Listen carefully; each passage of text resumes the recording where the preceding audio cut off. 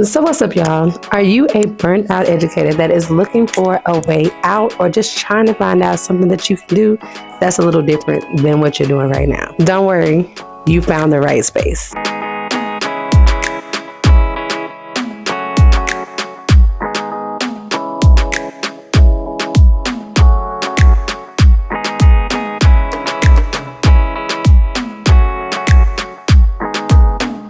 So today, our word of the day is SaaS.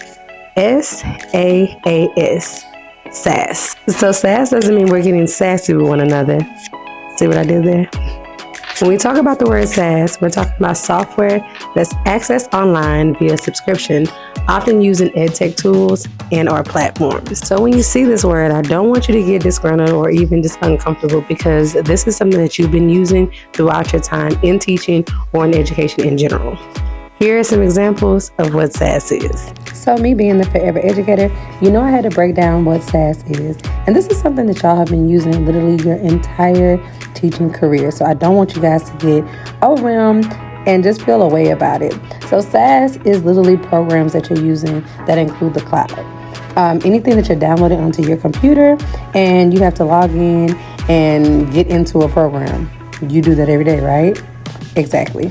So now that we know what SaaS is, let's talk about some of the programs and some of the examples that you use probably every day. Google Docs is one of them. Zoom is one of them. Meets is one of them. Canvas or Schoology, right? Those things are very familiar to us and we're very comfortable with those things. And I want to note that the companies that create these things, they're doing it with us in mind. And most of the time it's on a subscription model, or when they sell it to the schools, they are buying it for a certain amount of time and then they have to re-up on it.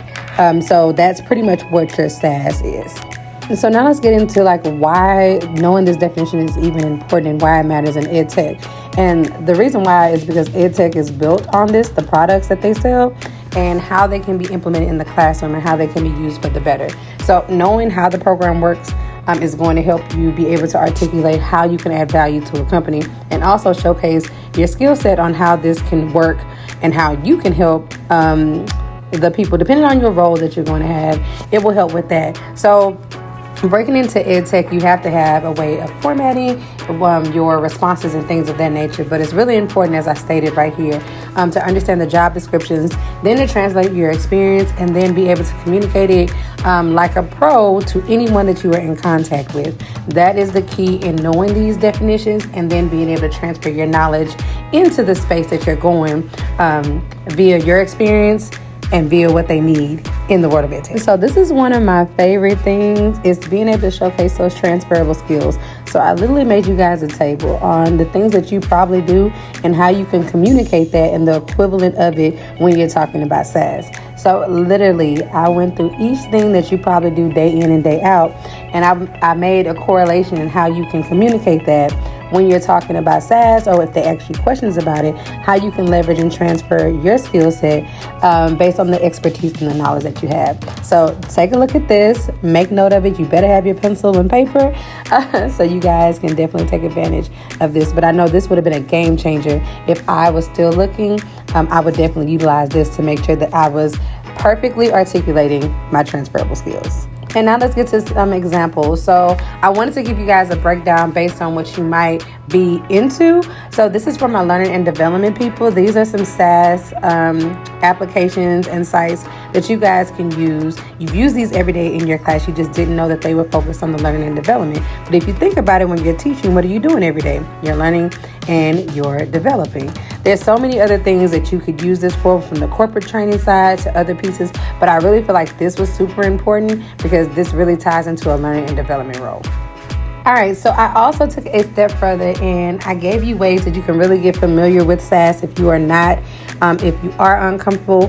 One of the bullets I gave you, you're doing right now, you're watching YouTube videos, but I would take it a step further and go into maybe product demos of the company that you may get an interview for, or things that you're interested in And also really start to practice the way that you speak with your transferable skills.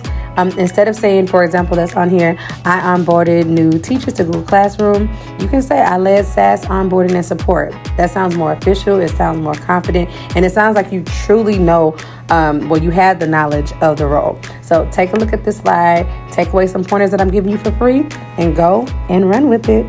As an educator that has turned into an EdTech girly, one thing that I will make sure that I will focus on is really learning the language of the space that I'm trying to get into. Whatever space you're going into, you're going to be a novice in some aspect because you're going to be new to the role, but you don't want to be so new that you don't know anything that's going on.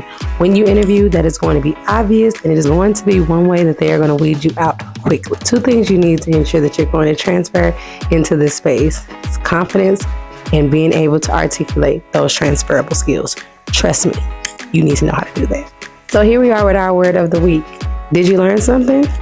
Well, it wasn't like I wasn't teaching. So if you didn't learn, that's on you. Now, one thing I don't ask for is any type of compensation for the things that I'm doing, because I'm doing it for us. Make sure you do 3 things: you like, share, and you follow me. But make sure you're sharing this with educators who are looking to transition out of the education space and get into the corporate or the EdTech space. This community and this space has been made specifically for them.